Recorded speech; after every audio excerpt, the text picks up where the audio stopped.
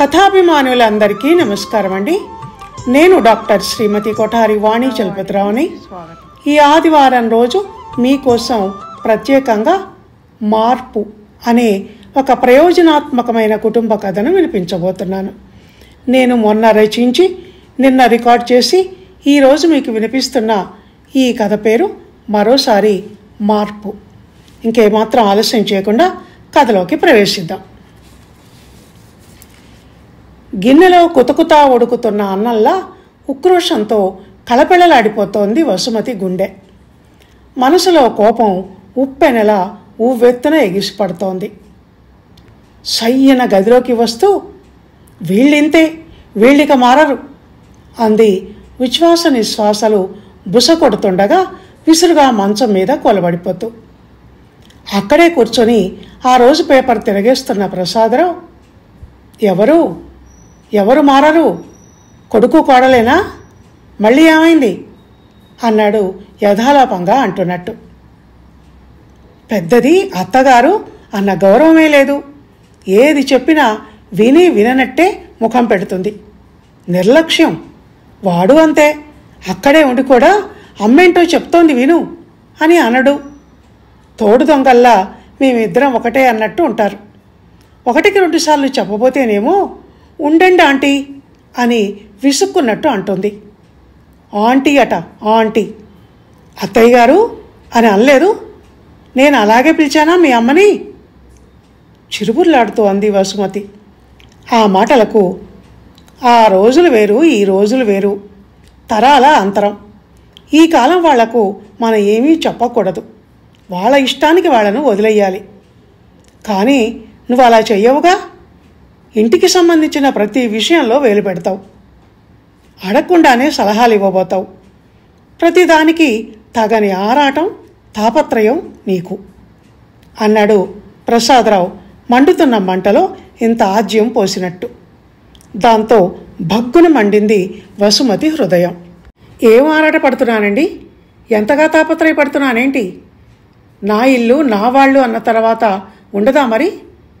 50 ఏళ్లుగా నేను సంసారం చేస్తున్న ఇల్లు వాకిలి ఇది. ఇప్పుడు ఈ కోడలు గారు వచ్చిందని పెత్తనం అంతా ఆమెకు అప్పచెప్పి నేను నోరు మూసుకుని ఒక మూలన కూర్చోవాలా? మహాతల్లి ల్యాప్టాప్ చేతిలో పట్టుకొని కూర్చుందంటే ఇక బయట ప్రపంచమే గుర్తుండదు. చాకరీకి నేను పనికొస్తాను కానీ ఒక మాట మాట్లాడటానికి పనికిరానా? అరే, వీళ్ళ పెళ్ళై 5 ఏళ్ళు అవుతోంది. పోనీలే, కొత్త, ముందు మారుతుందిలే అనుకున్నాను. ఎన్నేళ్ళైనా ఇక అదే తీరా. నన్ను చూసైనా నేర్చుకోవద్దా? చెరొక ల్యాప్టాప్ ఒళ్ళో పెట్టుకొని ఇక పరిసరాలను, ఇంట్లో మనుషులను మర్చిపోతే, మాట్లాడిస్తే రుసరుసలాడితే ఇక అదే నా జీవితం అంటే? ఈ వర్క్ ఫ్రమ్ హోమ్లేమో కానీ ఇంటిని ఆఫీస్ చేసి పడేస్తున్నారు ఈ కాలం వాళ్ళు.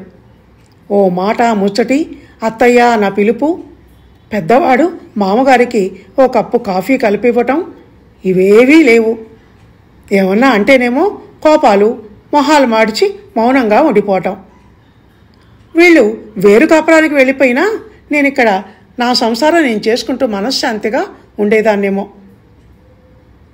వసుమతి నాన్ స్టాప్గా అలా మాట్లాడుతూనే ఉండటంతో మధ్యలో సర్ది చెప్పే అవకాశం రాక దానికోసం వెయిట్ చేస్తూ కూర్చున్న ప్రసాదరావు, ఏదో కుటుంబం అన్న తర్వాత అలాగే ఉంటుంది మరి, సర్దుకపోరాదు కాస్త అన్నాడు. ఎన్నాళ్ళని సర్దుకుపోను? ఇంకా మారతారేమో అని ఎదురు చూస్తూ ఇన్నేళ్ళు అలా సర్దుకపోతూనే ఉన్నాను. ఇంకా చిన్నపిల్లలా? పోనీలే పిల్లలు అనుకోవటానికి. మొన్న ఒక రోజు నా కొంట్లో బాగుండక నేను పడుకుంటే తను ఆడదే కదా, లేచి వంట చేయలేదు. పెద్ద స్టైల్గా ఫుడ్ ఆన్లైన్ ఆర్డర్ ఇస్తాను ఆంటీ అంటూ స్విగ్గీనో బొగ్గీనో అందులో ఆర్డర్ పెట్టి తెప్పించింది. తెల్లాక చచ్చాను. పెళ్ళై ఇన్నేళ్ళు అవుతోంది. ఒక పిల్ల లేదు, పీచు లేదు. కనటానికి టైం లేదో ఏమో మరి. ఆ మాట అడుగుదామంటే వాళ్ళ పర్సనల్ విషయాలు మనకెందుకు, వాళ్లే చూసుకుంటారులే అంటూ మీరొకరు, వాళ్లకు మద్దతు అని భార్య అనగానే ఉరుమి మంగళం మీద పడ్డట్టు నువ్వు నన్నంటావేంటి? పెరుగుట విరుగుట కొరకే అన్నట్టు కాలం మారుతున్న కొద్దీ వాళ్లే మారుతారులే. అనుభవాలే పాఠాలు నేర్పుతాయి కానీ నువ్వు ఊరికే హైరాణ పడకు. అసలే ఈ మధ్య నీకు బీపీ కూడా వచ్చింది అంటూ భార్య గుండె మంట మీద ఇన్ని చన్నీళ్లు చల్లే ప్రయత్నం చేశాడు ప్రసాదరావు. అయినా కొలిమిలో నిప్పులా వసుమతి గుండె రగులుకుంటూనే ఉంది. ఆ కాలానికి ఈ కాలానికి మధ్య ఉన్న మార్పును పదే పదే తలుచుకుంటూ బెడ్రూంలోకి వచ్చి తలపట్టుకొని కూర్చొని కణతలు నొక్కుంటున్న భార్య దివ్యను చూసి, టైర్డ్ అని అడిగాడు వినోద్.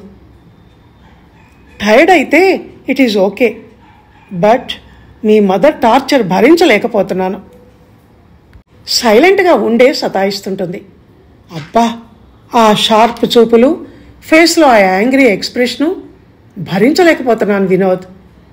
ఎన్నేళ్ళు వచ్చినా ఈ పెద్దవాళ్ళు మారరాయిక అంది దివ్య విసుగ్గా ముఖం పెట్టి. పెద్దవాళ్ళు కదా, మారరు.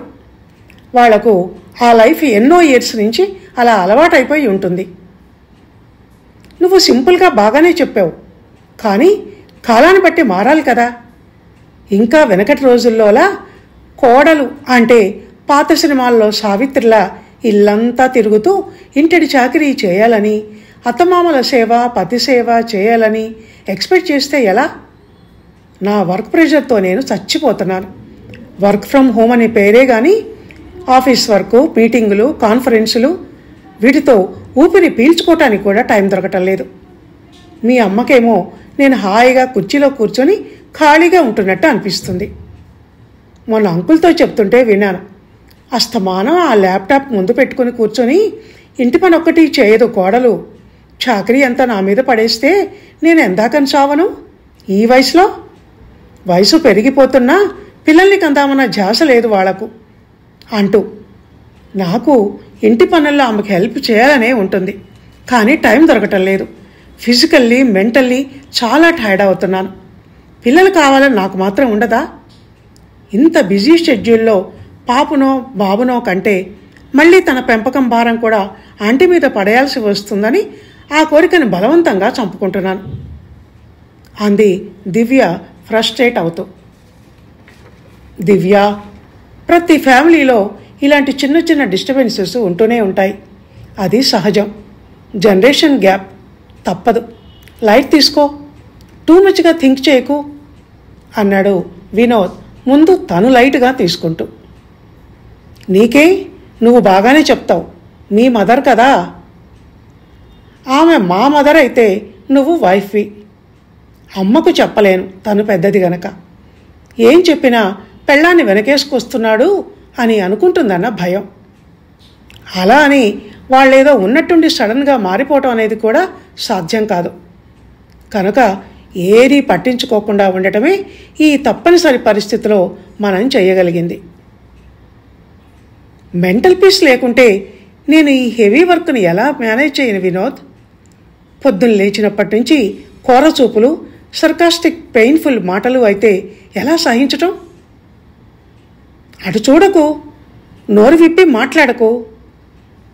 మౌనైన కలహం నాస్తి అట ఎవరో చెప్తుంటే విన్నాను నవ్వుతూ అన్నాడు వినోద్. ఈ అడ్వైజు మీ మదర్కి ఇవ్వగలవా? నవ్వుతున్నావు పైగా. ఇవ్వలేను, అదేగా ఇందాక చెప్పింది. తల్లికి పెళ్ళానికి ఉన్న తేడా అదే మళ్ళీ నవ్వుతూ అన్నాడు వినోద్. అంతకుమించి మరో మార్గం లేదా? తలపట్టుకుంటూ అంది దివ్య. ఏమో, నాకైతే తట్టడం లేదు. నువ్వే ఆలోచించు. ఇలాంటి విషయాల్లో మీ లేడీస్ బుర్రే మాకన్నా షార్ప్గా పనిచేస్తుంది. అది సరే కానీ ఇక పడుకో, చాలా లేట్ అయింది. మళ్ళీ పొద్దునే లేచి ఆఫీస్ వర్క్కి లాగిన్ అవ్వాలి కదా అని వినోద్ అనేసరికే అలసటతో నిద్రలోకి జారిపోయింది దివ్య.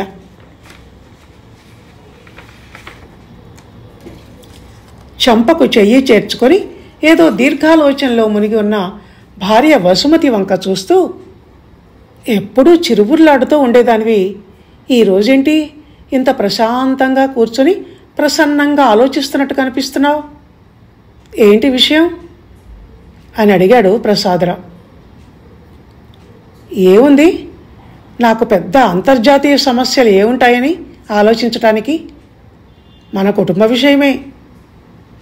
మళ్ళీ కోడల మీద అలిగావా? అది కాదండి, చెప్పులో రాయి చెవులో జోరీ గాని వేమన అన్నట్టు పెద్ద పెద్ద సమస్యల కన్నా కుటుంబ సభ్యుల మధ్య వచ్చే ఈ చిన్న చిన్న సమస్యలే నిత్య న్యూసెన్స్గా అనిపించి మనస్పర్ధలకు కారణమవుతాయని నాకు అనిపిస్తోంది. ఇలా నిప్పుల మీద వేసిన ఉప్పు మిరపకాయల్లా చిటపటలు చిరుబురులు నచ్చటం లేదండి. నేను తనని ఏదో అనటం, తను మళ్ళీ తిరిగి నన్ను ఏదో అనటం వంటి ఈ చికాకులు పోవాలంటే ఏం చేయాలి అని మనసు పెట్టి నిశితంగా ఆలోచించాను. ఆలోచించావా? అమ్మయ్యా, ఏమన్నా తట్టిందా?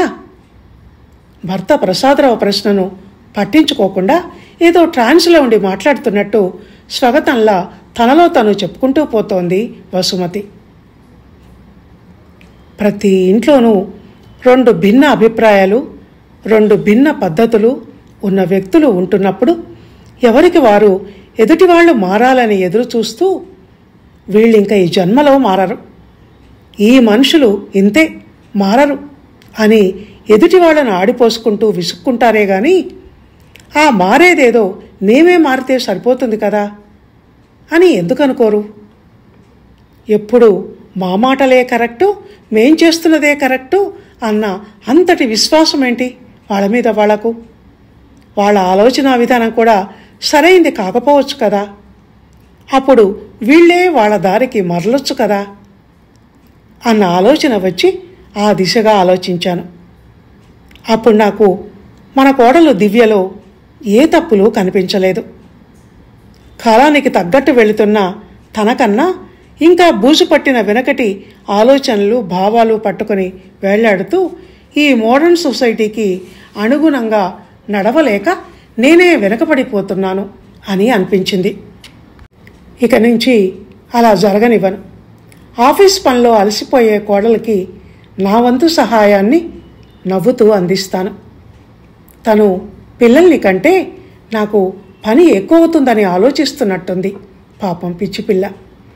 సంతోషంతో ఆ బాధ్యత స్వీకరిస్తానని చెప్పి త్వరలో మనవణ్ణో మనవరాలను ఇవ్వమని ప్రేమగా చెప్తాను, నా మీద నమ్మకం కలిగేలా అంది వసుమతి తనలో వచ్చిన మార్పుకు తనే సంబరపడిపోతూ.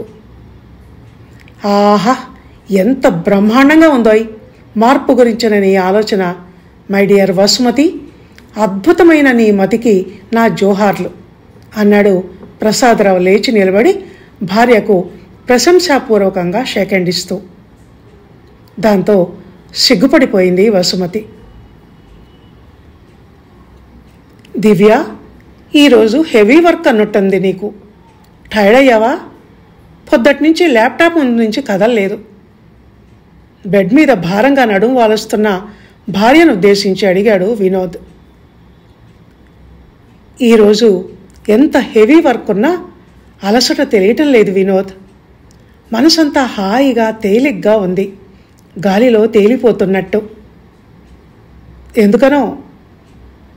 ఆంటీ నిన్నట్టించి నాతో నవ్వుతూ మాట్లాడుతున్నారు వినోద్. అలసిపోయావా అమ్మా దివ్య? కొంచెం కాఫీ పెట్టివనా? ఫ్రూట్స్ ముక్కలు కోసి పెట్టాను, తింటావా అని అడుగుతున్నారు. నిన్న రాత్రి ఏమన్నారో తెలుసా వినోద్? ఇంట్లో చిన్నపిల్లలు లేక సందడి లేదు, ఒక బాబునో పాపనో కానీ నాకు ఇచ్చావంటే ఆ పసికూన ఆలనా పాలనలో నాకు మంచి కాలక్షేపం అవుతుంది అన్నారు. అది మీకు అదనపు బరువు బాధ్యత అవుతుంది ఆంటీ అంటే అస్సలు కాదు అన్నారు అంది దివ్య భర్త వైపు తిరుగుతూ. ఓ, అయితే అమ్మ మారిందన్నమాట అన్నాడు వినోద్ ఠక్కన. అక్కడే మనం, ముఖ్యంగా నేను పెద్ద పొరపాటు చేశానని అనిపిస్తోంది వినోద్. ఎప్పుడు ఆమె మారాలి ఆమె మారాలి అని ఆలోచించానే గాని ఆమె కోసం ఆమె ఇష్టాలకు అనుగుణంగా నేనే ఎందుకు మారకూడదు అని ఆలోచించలేదు. వయసులో పెద్దావిడైన ఆవిడ నా దారికి రావాలని నేను కోరుకోవటం ఏంటి? నేను నా దారిని మార్చుకొని ఆమె దారిలో అనుసరిస్తూ నడవాలి కానీ. ఆవిడ వయసులో పెద్ద ఆవిడ, ఆ తరం మనిషి కనుక ఆమె పనితీరు, ఆమె మాట తీరు, ఆమె అలవాట్లు, ఆచారాలు, పద్ధతులు వేరుగా ఉంటాయి. అది సహజం అనుకొని అందులోని మంచిని తీసుకోకుండా నేనే ఏదో పెద్ద చదువు చదివి పెద్ద ఉద్యోగం చేస్తూ వెలగబెడుతున్నాను అనుకొని నా మోడర్న్ పద్ధతులే మంచివి అని ప్రౌడ్ ఫీల్ అయి ఆమెను విమర్శించాను. ఆమె చూపులకు, మాటలకు పేర్లు పెట్టి తప్పు పట్టాను కానీ ఆమె ప్లేస్లో ఆమె కరెక్ట్ అని ఎప్పుడూ ఆలోచించలేదు. ఆవిడ పాత పద్ధతులు నాకు నచ్చనట్టు నా మోడర్న్ లైఫ్ స్టైల్ ఆవిడకు నచ్చకపోవచ్చు కదా, అందులో తప్పే ఉంది అని అనలైజ్ చేయలేకపోయాను. అందుకే ఇక నుంచి ఆమె మారాలని కోరుకోకుండా నేనే మారిపోవాలని, ఆమె పద్ధతులను గమనిస్తూ ఉండాలని డిసైడ్ అయ్యాను.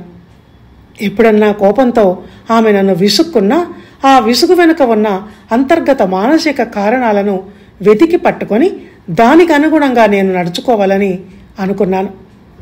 అలాంటి ఆలోచన వచ్చాక ఓష్ ఇంతేనా, ఇంత చిన్న విషయానికి ఇన్నాళ్ళు ఎందుకింత మదనపడ్డాను, అనవసరపు ఆలోచనలతో ఎందుకింత టైం వేస్ట్ చేశాను అని అనిపించింది అని దివ్య అంటుంటే ఆనందంతో వెరీ గుడ్, నీలా అందరూ ఇలా లైఫ్ని అనలైజ్ చేసుకొని నిష్పక్షపాతంగా బేరీజ్ వేసుకోగలిగితే కుటుంబాలలో అసలు గొడవలే ఉండవు అన్నాడు Vinod.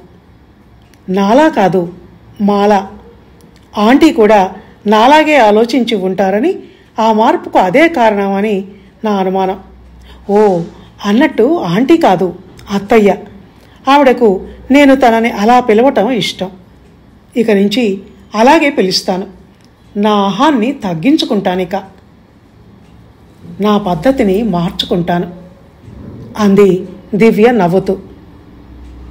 Good, I appreciate you అన్నాడు వినోద్ ప్రేమగా భార్య దివ్యను అక్కున చేర్చుకుంటూ.